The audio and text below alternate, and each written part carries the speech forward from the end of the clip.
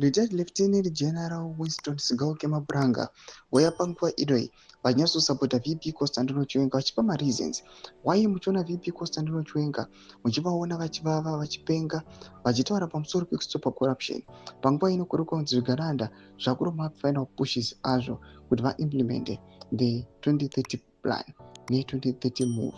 Sarabina mashoko anodanyogwa panguva inoi aiwa naretired general. Don't forget to subscribe or like out on the bell icon.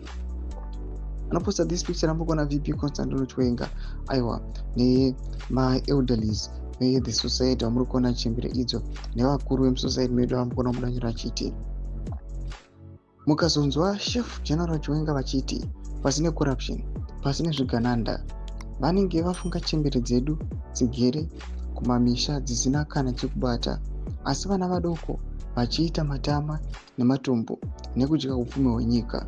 Election iye risati rasvika toda kuuraya corruption kubva kumusoro kusvika kumidzi soko ndomashoko amuda togwa panguva ino achiti aiwa zvamuri kuona picture umu that's true, this is the real reason VP Constantino Chiwenga is advocating to stop corruption achiti aiwa ngatiitei maelections panguva ino kuti zvigananda zviende.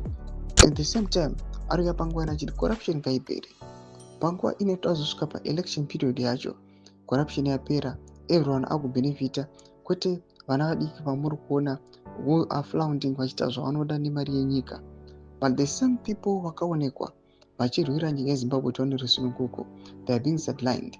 Vamwe vari kutosekwa vachienda pamarallies vachinopiwa $50 ari mawar veterans vachiita kutsikirirana ndokunyatsokuonekwa kunzi kushaya respect nemaelders in the society but vechidiki vasina kana any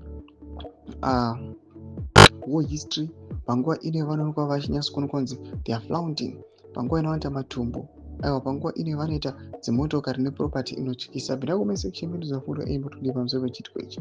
Subscribe or like and turn on the bell icon.